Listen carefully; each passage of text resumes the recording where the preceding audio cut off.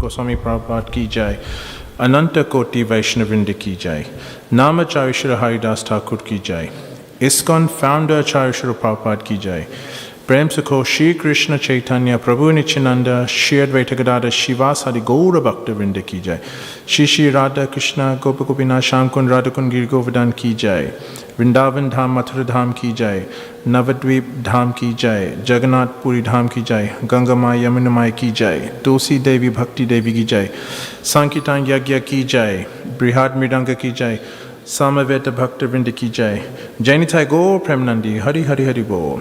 All glories to the assembled devotees. All glories to the assembled devotees. All glories to the assembled devotees. All glories to Lord Sri Shri Guru Guranga. All glories to Shri Prabhupada. Namo Vishnu Padaya Krishna Prasthaya Bhutale Srimati Shri Ram Swami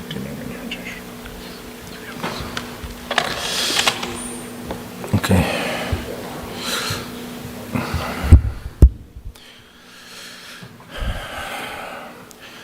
Jai Jai Shri Chaitanya Jaya Nityananda. Jai Jai Shri Chaitanya Jaya Nityananda. Jaya Dvaita Chandra Jaya Gaura Bhakta Vrinda. Jaya Dvaita Chandra Jaya Gaura Bhakta Vrinda. Jai Jai Shri Chaitanya Jaya Nityananda.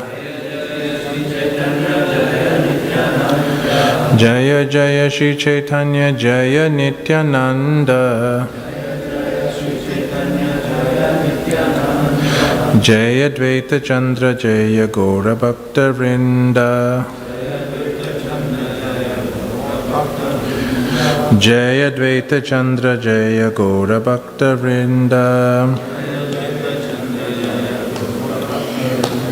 Hare Krishna. Do you have kind of a copy of the book, Chaitanya Charitamrita? Adilya? Is it in the cabinet? Oh, okay. Oh, good.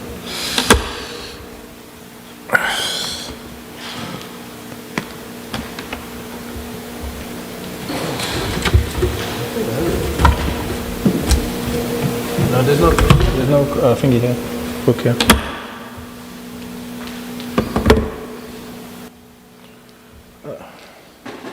Thank you, Prabhu. Hare Krishna.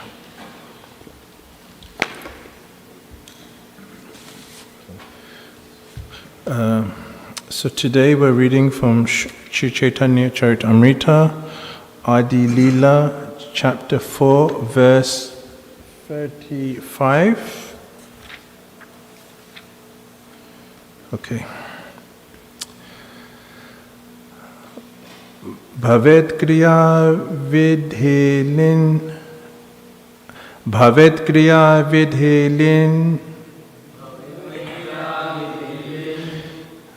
saya iyakaya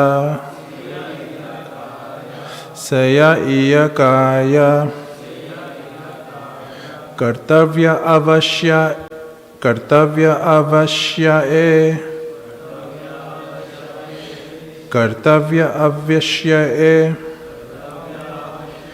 anyatha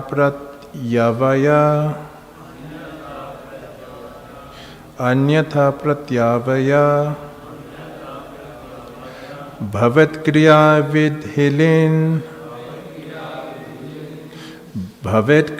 vidhelin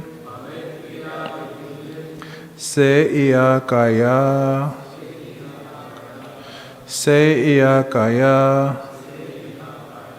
kartavya avashya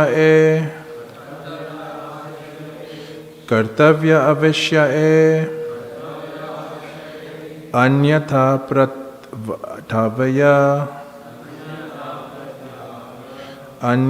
pratavaya.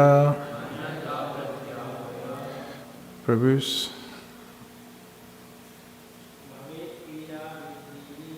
Bhavet kriya vidhidilin saya iyakaya kartavya avashya Kanyata Pratavaya Latkirya Vidhilin Saya Iya Kaya Katavya Avashya Anyata Pratavyaya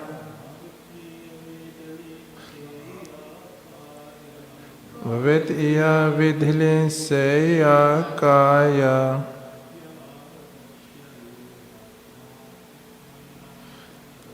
Kartavya Vashya Anyatya Kartavaya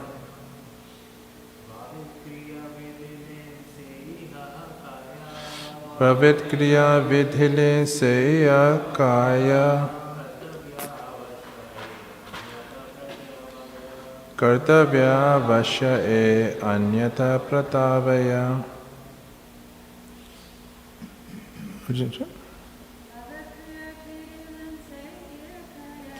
Bhavet Kriya Vidhile Seya Kaya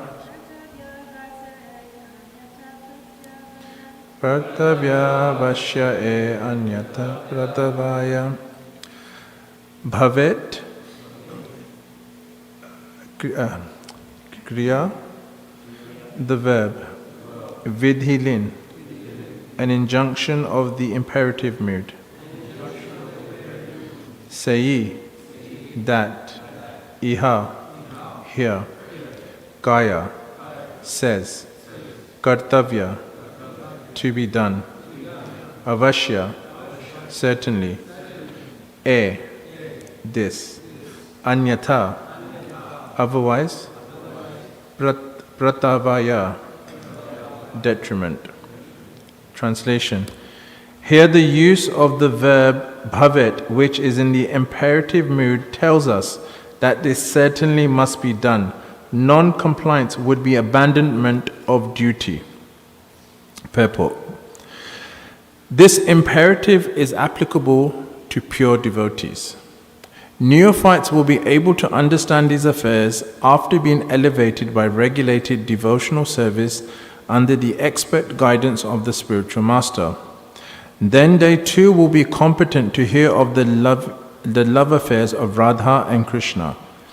As long as one is in material conditioned life, strict discipline is required in the matter of moral and immoral activities. The absolute world is transcendental and free from such distinctions because their imbriety is not possible. But in this material world, a sexual appetite necessitates distinction between moral and immoral conduct. There are no sexual activities in the spiritual world. The transactions between lover and beloved in the spiritual world are pure transcendental love and unadulterated bliss. One who has not been attracted by the transcendental beauty of rasa will certainly be dragged down into material attraction. Thus, to act in material contamination and progress to the darkest region of hellish life. But by understanding the conjugal love of Radha and Krishna, one is freed from the grip of attraction to material so-called love between man and woman. Similarly, one who understands the pure parental love of Nanda and Yashoda for Krishna will be saved from being dragged into material parental affection. If one accepts Krishna as the supreme friend, the attraction of material friendship will be finished for him, and he will not be dismayed by so-called friendship with mundane wranglers. If he is attracted by servitorship to Krishna, he will no longer have to serve the material body in the degraded status of material existence, with the false hope of becoming master in the future. Similarly, one who sees the greatness of Krishna in neutrality will certainly never again seek the so-called relief of impersonalist or voidist philosophy.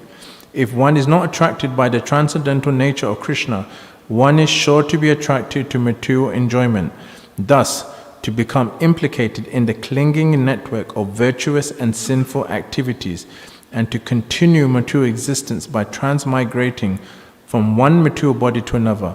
Only in Krishna consciousness can one achieve the highest perfection of life.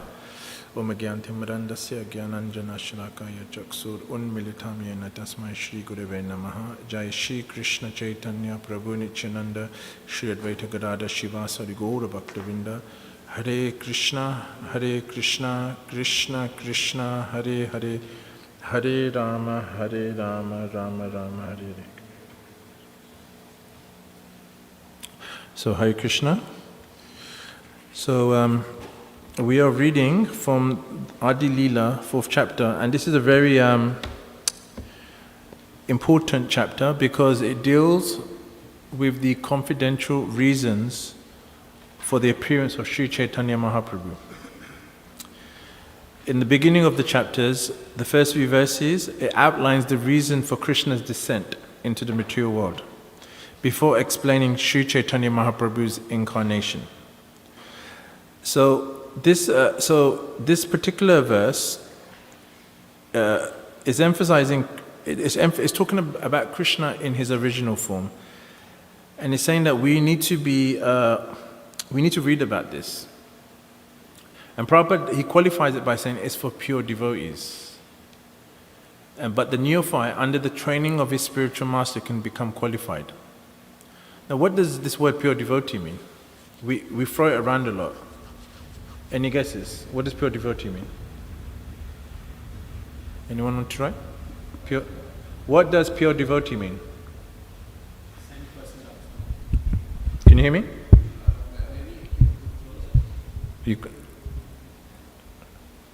What's that, Prabhu? Say again? Saint person. 100%. Any other definitions? Yes.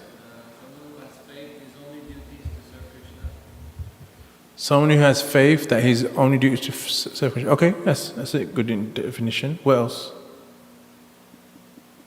Anyone else? Did you have your hand up, Prabhu? Sure. Yes. Following the orders of the spiritual master. Very interesting. So there's a famous pastime of Prabhupada where he asks someone asked Prabhupada actually, he says, how many pure devotees are there in the world?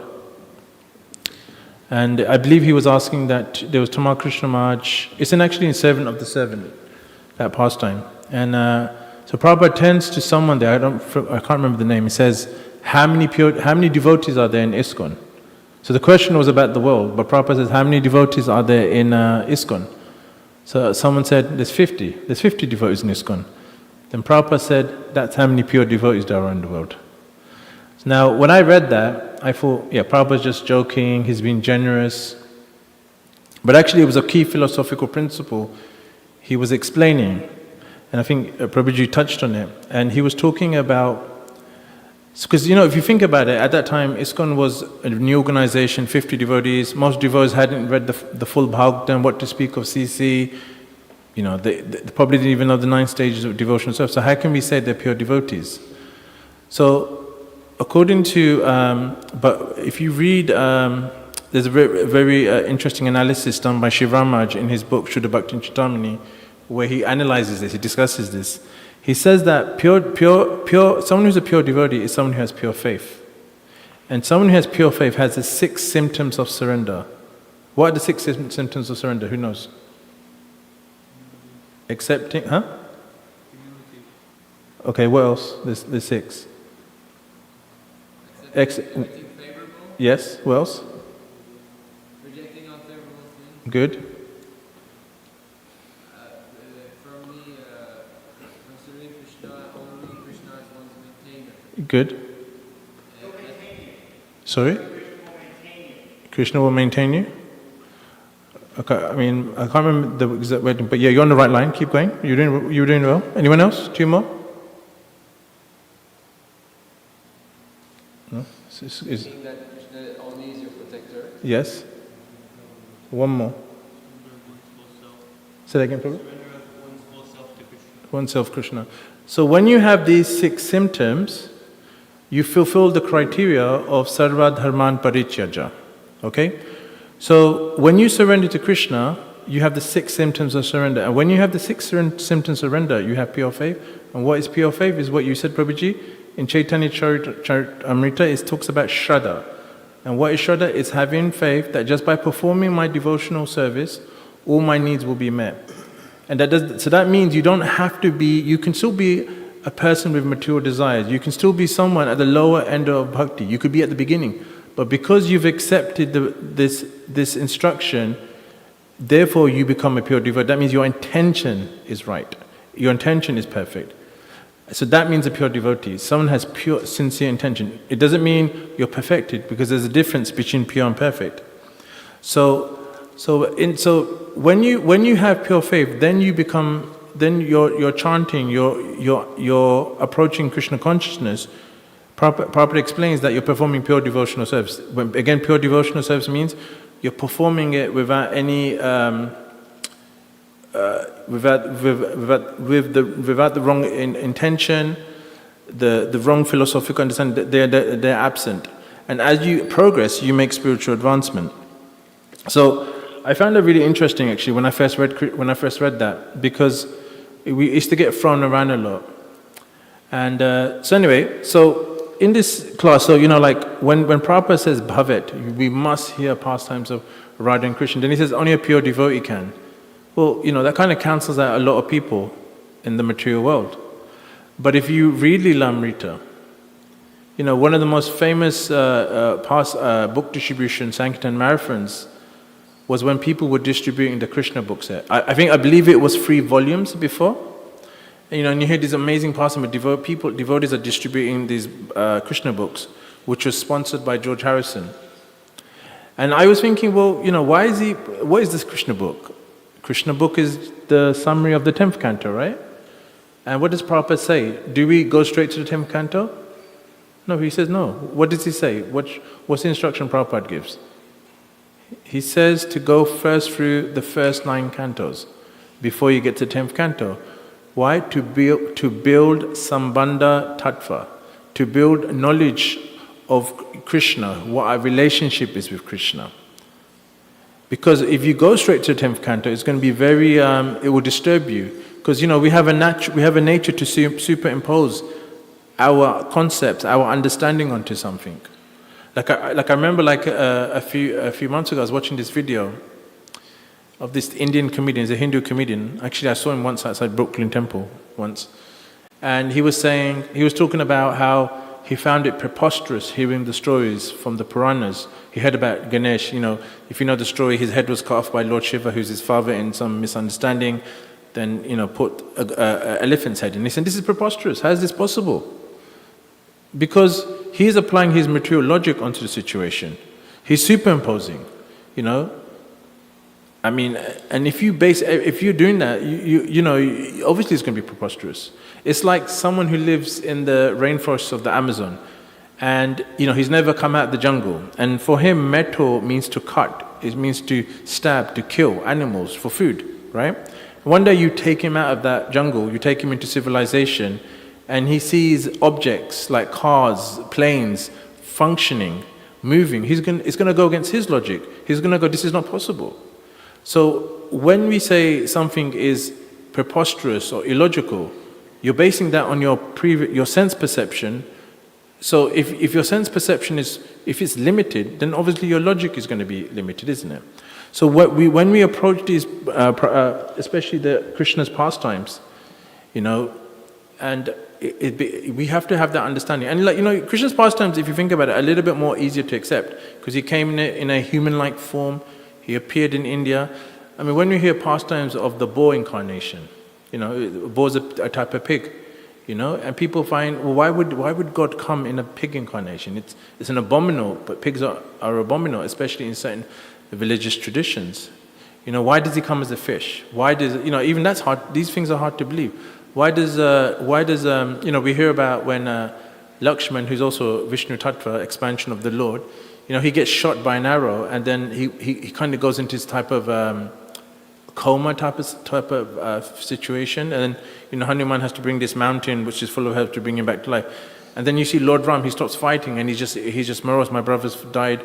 And Lord Ram is the Supreme Personality of Godhead. Why is he behaving like that? It's so hard to understand. Sometimes when even when we read Chaitanya Charitamrita, there's pastimes where it says, I think it's Chaitanya Charitamrita or Chaitanya Bhagavad, I can't remember. But it talks about how he had to go to the restroom, and then someone would say, well, how can God do that? It's impossible to understand through material logic. But the thing is, we have to understand that. So it's very important how we present this and how we understand it. And we have to understand the material world is a perverted reflection of the spiritual world. Everything here is upside down. Like we think of love, we say love. I remember someone said to one senior Prabhupada disciple, they were talking about God, and he said, "What if I have love for God?" Because this devotee was talking about different aspects of love, and he said, "But I already have love for God." So that senior devotee said, "You don't have love. That's the problem. You think it's love. What is love? Love is attachment. Love is you do something with the intention of getting something back. Generally, when we do something for other people, we do it because it makes us feel good, isn't it? If it didn't make us feel good, would we do it? Very unlikely, isn't it? So what's the meaning of love? Love is you just give. It doesn't matter whether they reciprocate or not. So love reaches its perfection, its culmination when it's directed towards Krishna. So anyway, this instruction, is very important, imperative. It's like you must do it. It's like, like when people become citizens of this country, they have to plead, do an oath. They go to USCIS building, they put their hand up, they say, "I plead allegiance to the American flag, the Constitution. I give up allegiance to other countries." It's not like you have to believe it. You have to. They have to see that you actually mean this. So it's an obligation. So when you read this, so you have to read it. But how do we read it? How do we come to that? So like if you read the Krishna book, what makes it really interesting is that Prabhupada, he said to distribute it. Then he said don't read it. Don't read the 10th canto. But the Krishna book, if you read the Krishna book, it's actually an elaboration of certain pastimes, which are just one verse pastimes in the Bhagavatam. And Prabhupada gives so much Sambandha Tattva. He gives so much philosophy. He explains the sociology behind it. Like, I remember reading it about 28 years ago when I first read Krishna book. I'd watched the Krishna TV series. And I remember Prabhupada going into detail explaining about Arjuna marrying Subhadra.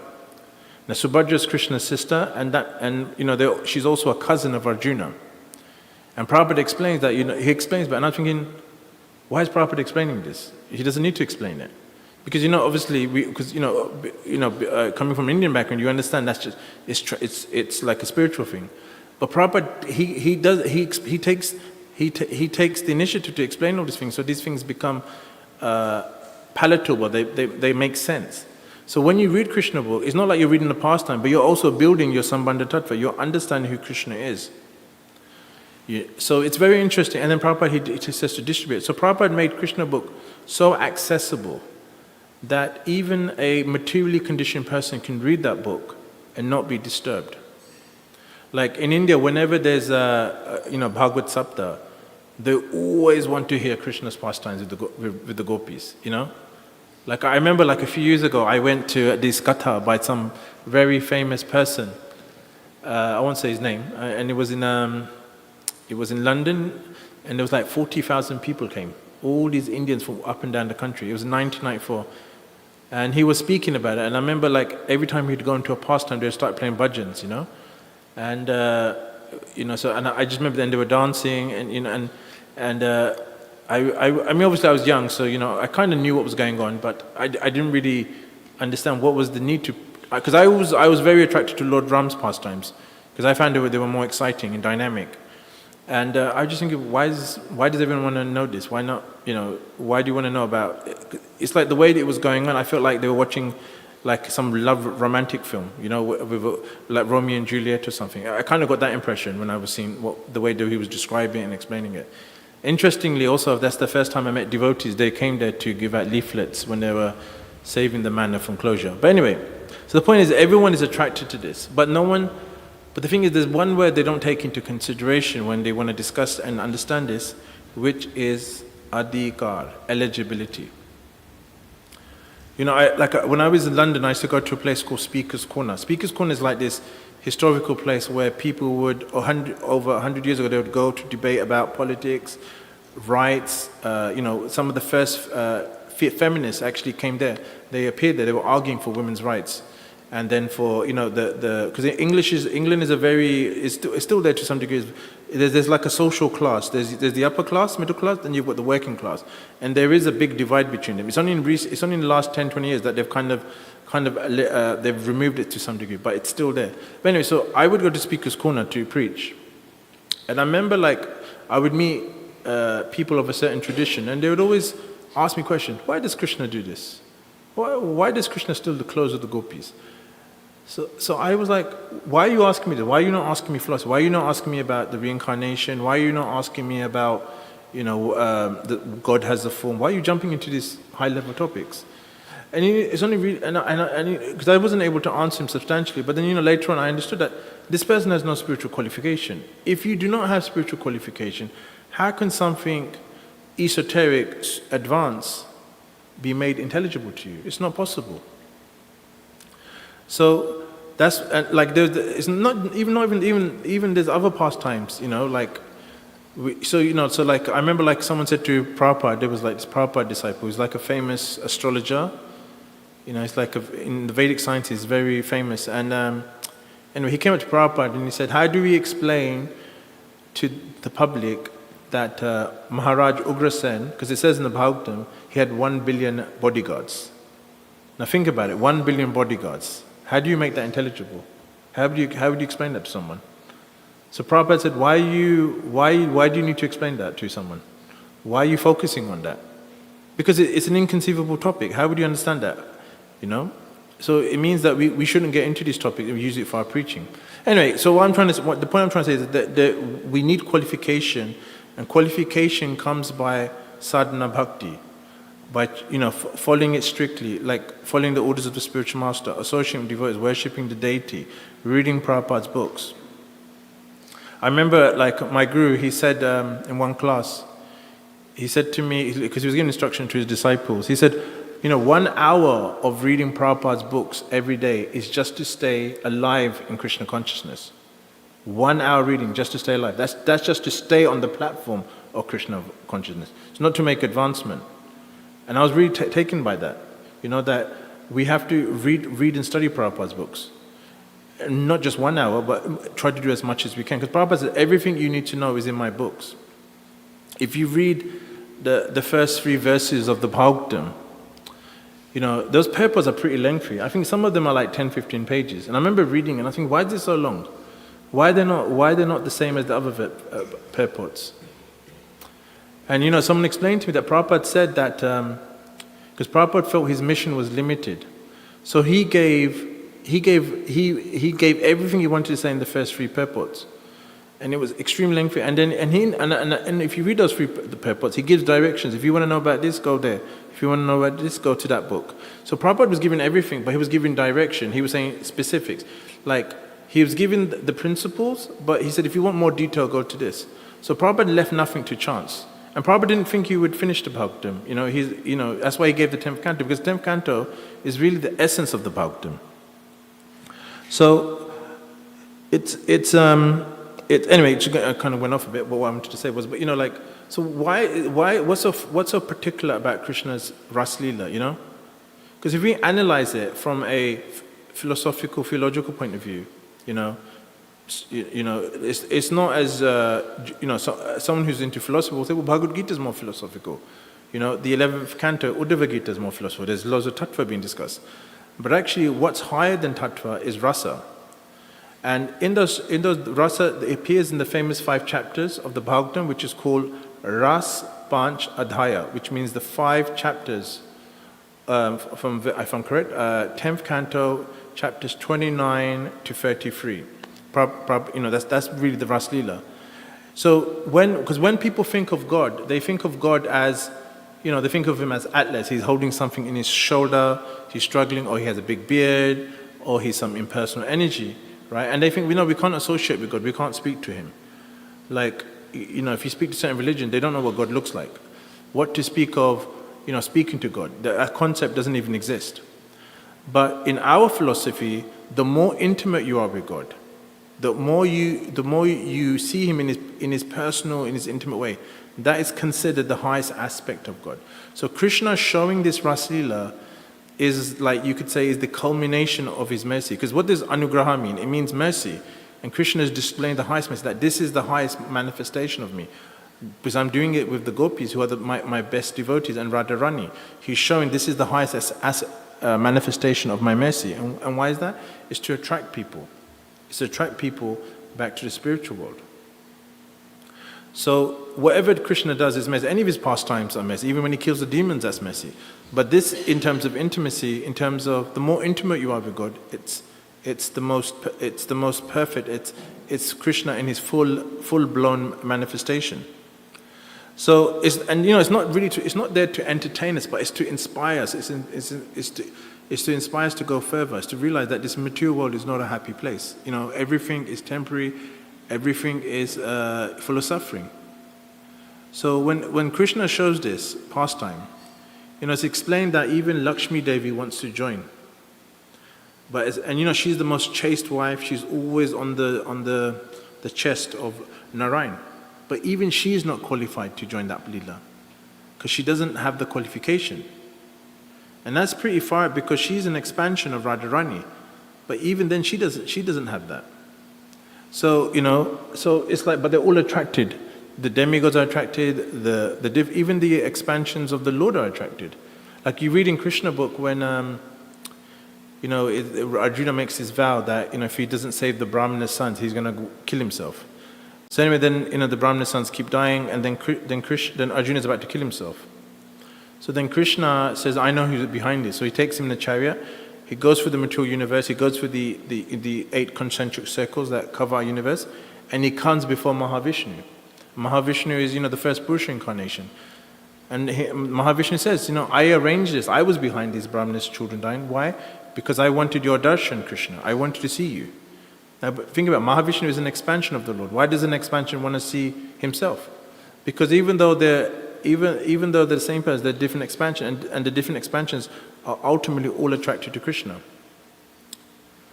Just a side point, I was reading in the reading Brihad Bhagavatamrita, not Brihad Bhagavatamrita, Laghu Bhagavatamrita. I was reading that out of all the incarnations of Krishna's favorite incarnation is Lord Ram.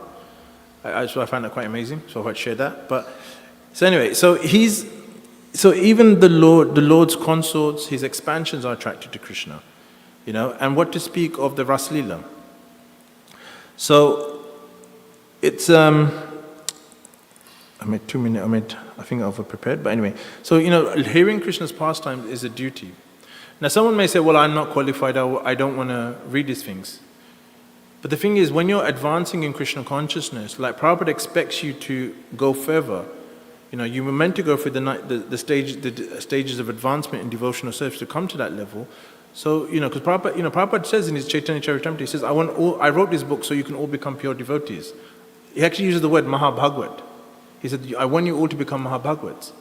There's a famous story in Vrindavan.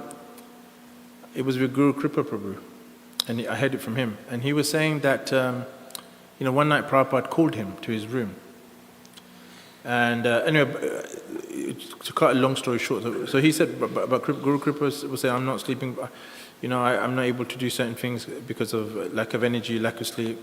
And Prabhupada just kept questioning, why can't you do it? And then he said, because I'm not pure devotee like you. And then Prabhupada started chastising. He said, what do you mean you're not pure devotee? You can also become a pure devotee. Because that's the whole point. Prabhupada's given these books so we can become pure and then become perfected. He wants us to make spiritual advance. He wants us to, go further in our Krishna consciousness. We're not meant to stay in the same place. Actually, Bhaktivinoda Thakur, he says it's a dharmic to not take the next step in Krishna consciousness out of so-called false humility. You're meant to take the next step. If you don't, it's a dharmic. Bhaktivinoda Thakur uses that word. So Krishna consciousness, is like if you think about it, like it's actually a development of our faith. Our faith is getting stronger and stronger and stronger until we come to that perfected level. So if you study, if you analyze the levels of advancement, it's explained that sadhana bhakti is the sadhana to attain bhava, and bhava bhakti is the sadhana to attain prema bhakti. Now bhava bhakti, which is a stage of ecstasy, it's explained if you read some Prabhupada's conversations, and in the 10th canto, I can't remember the actual verse, but he talks about how if we it says just something before that. So like we read in Krishna says in the Gita, he says whatever you think of at the time of death you'll attain. So Krishna says if you think of me, you'll come back to me, right? But for you to think of Krishna, you have to be absorbed in Krishna. And for you to be absorbed in Krishna, you need to have made spiritual advancement. So if you have material desires and you're not able to think of Krishna, or you can, if you can't think of Krishna, then it says you go to demigod planets. If you can think of Krishna, but you're still a little bit materially absorbed, it says you will either be born in a family of devotees. But if you are fully absorbed, then it's explained that even if you're not at the certain high stages, you're born in Bhoma Vrindavan, right? And then from there you perfect your bhakti, and then you go back to Goloka Vrindavan, because you have to be trained before you go back. But it's like Prabhupada is giving all this information because he wants us to know, but he wants us to do it in a systematic way. First learn the Gita. First learn Bhagavad and Chaitanya Charitamrita, Nectar Devotion. I remember back in 2001 at the Manna, it was a Gaur Purnima, and there was this, it was Tamal Krishna Maharaj gave class, and it was like one of the best classes I've ever heard. And at that time, there was a certain guru, or certain followers of a guru, who were, they were spreading this idea that Prabhupada didn't really give us the highest thing. Even if you speak to God, because where I live in London, where I came from in London, there's a Gaudiya Math temples, and they would say the same thing as well. They'd meet me and say, "Oh, Prabhupada didn't give you the highest thing." So then, I wasn't sure how to answer that because I was still quite young.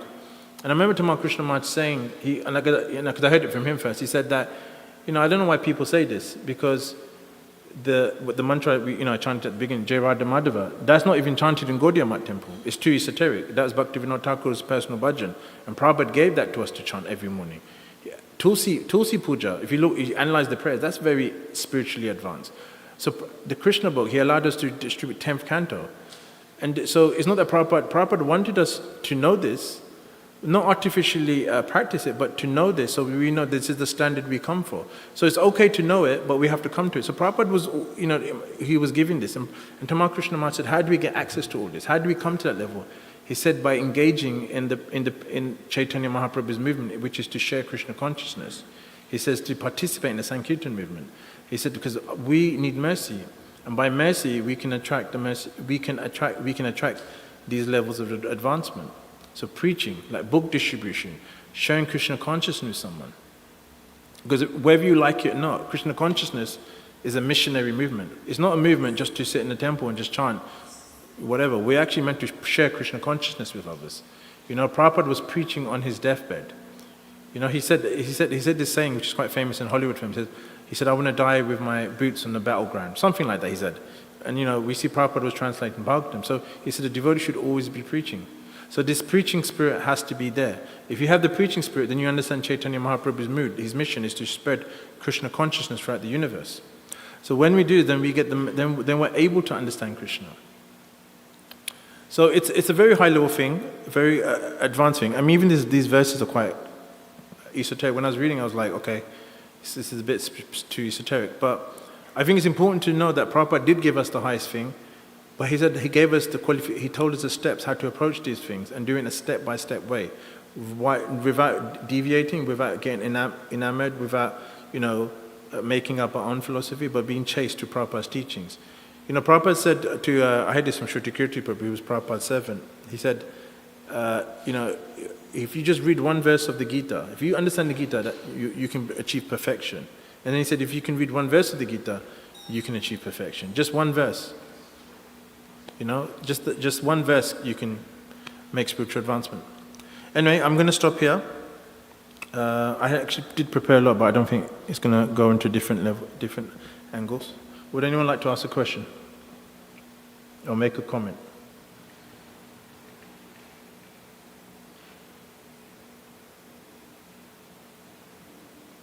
Hi, bro.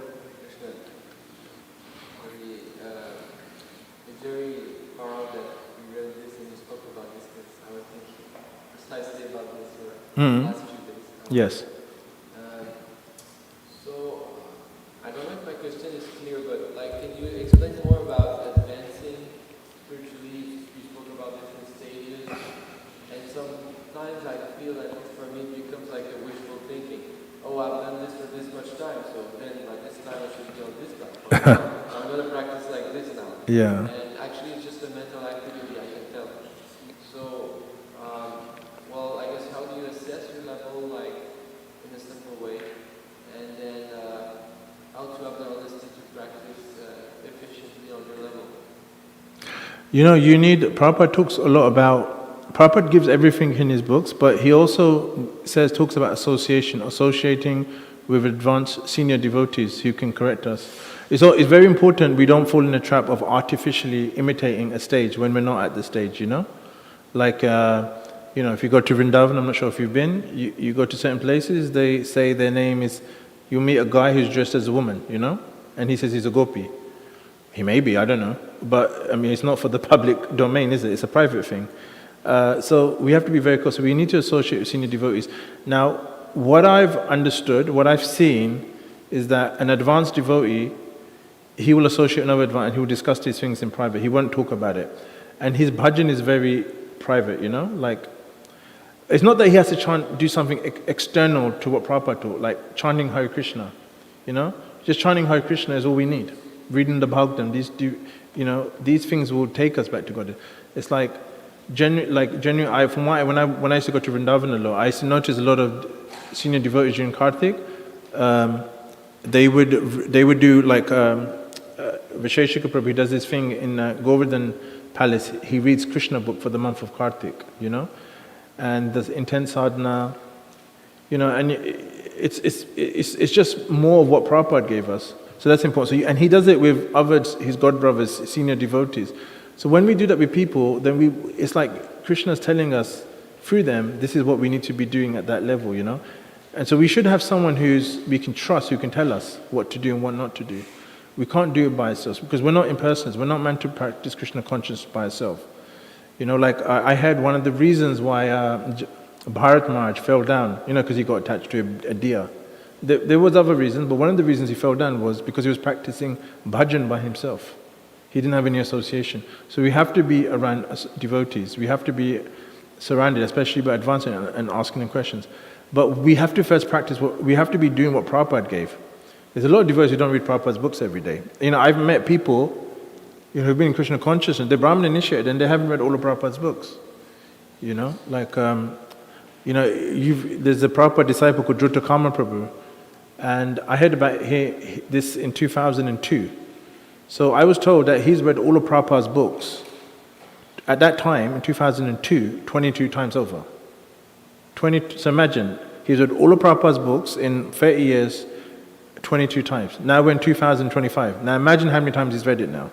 And someone asked him, well, how do you do this? He said, I read 20 minutes of each book of Prabhupada, like Bhagavatam, CC, Nectar of Devotion, Bhagavad Gita, and he was able to do that. And that's like one, I think that's 24, it's like 18 minutes, 1 hour and 20 minutes a day. So we don't even have a taste to do that. So, you know, we don't do, how many of us can, well, maybe you can, but like sit down and chant 16 rounds in one place, with full concentration, with full focus, without our minds deviating. Even that's really hard.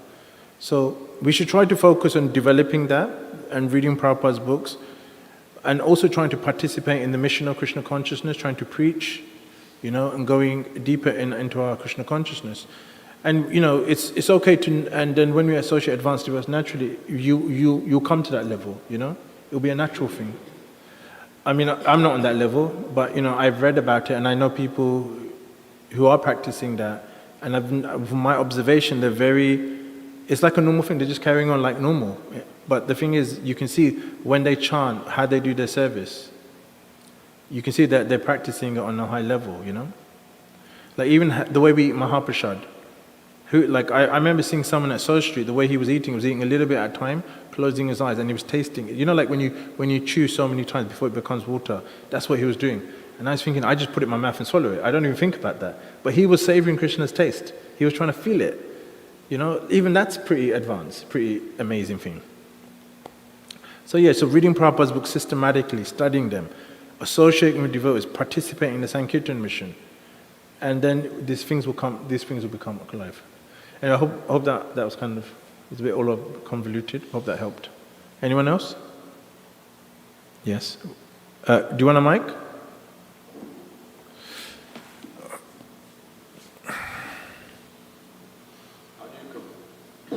How do you compare the Krishna conscious community in London versus the Krishna conscious community in New York City in terms of ethnicity and the quality and quantity of their devotion?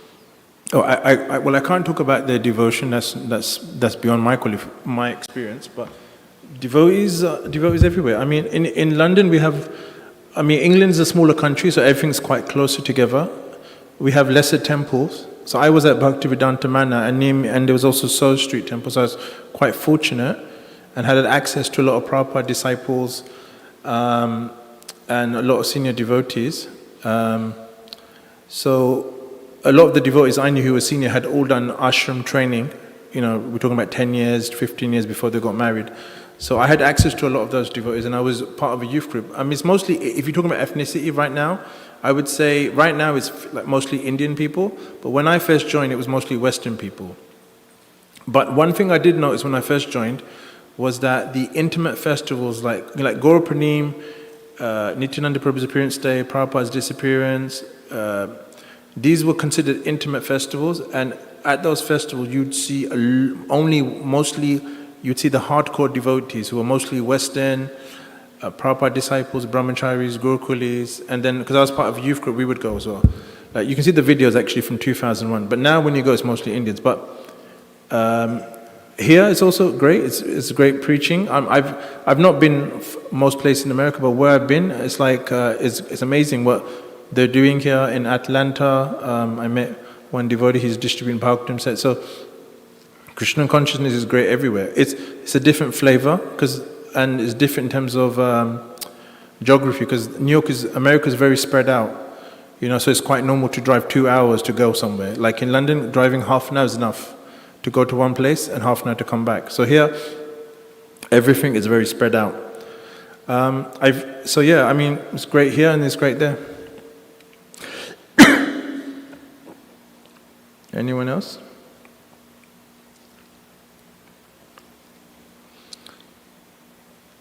No. Okay, we'll finish here. Thank you very much. Chaitanya Charitamrita ki jai, Shri Prabhupada ki jai, Jai Nitai Gaur Premanandi, Hari Hari Hari Bol.